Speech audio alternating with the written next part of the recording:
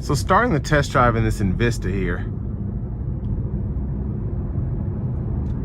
pretty standard feeling of power here with this 1.2 turbo 3. So if you're used to having a smaller naturally aspirated 4-cylinder, you should be pleasantly surprised by how much power this does have when you put your foot in it.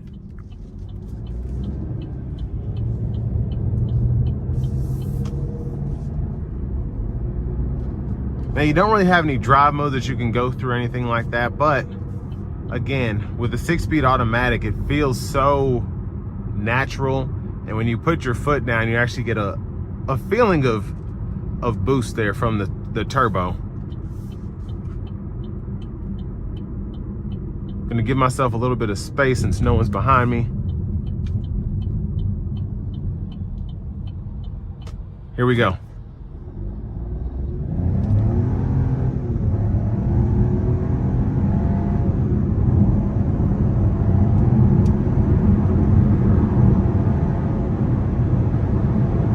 Okay, not bad. I mean, really good acceleration again for such a small engine.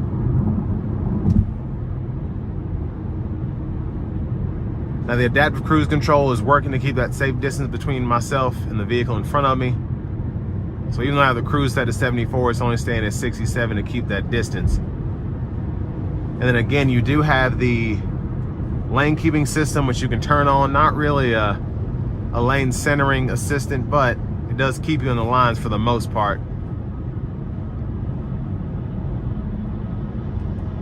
But I mean, the ride quality is good. The sound acoustics in here are great, even with these bigger wheels.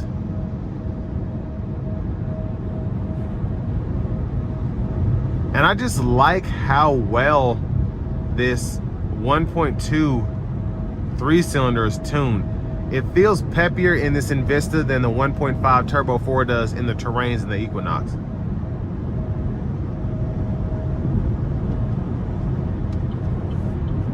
And then you also have those great fuel economy numbers on top of that.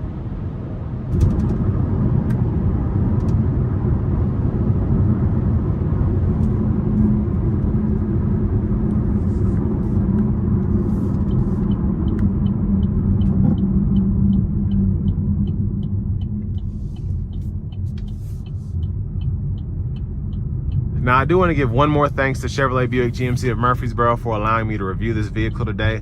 I'll leave a link below in the description.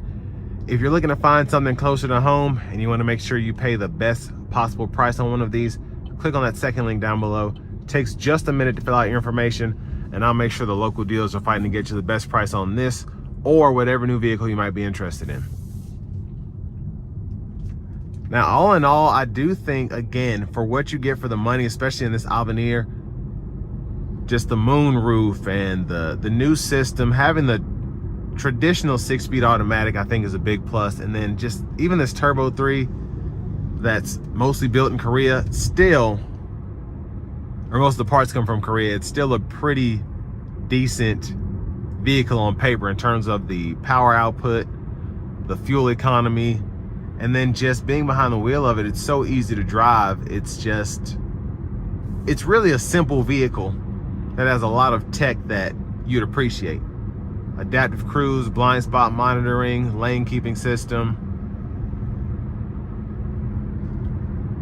And then even things like the power lift gate on this one in particular is a big plus.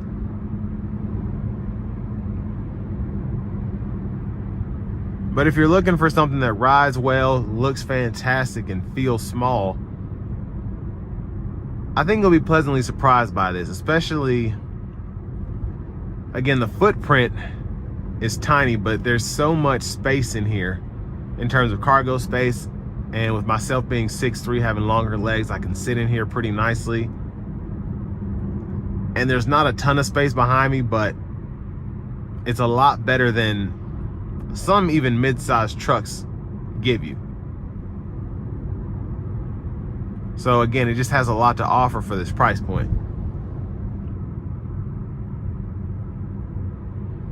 And honestly, I do think this is, the Envistas and the Trax especially, I just think they're top dog when it comes to this segment for people that are looking for something around 30 or less. And it has all the features you want. It's easy to drive. The pickup's good from the engine. And it's just a simple vehicle that's relatively affordable with these higher interest rates.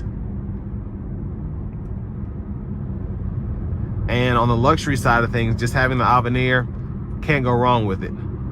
So with all that being said, this will bring me to the end of my review of this 2025 Buick Envista Avenir.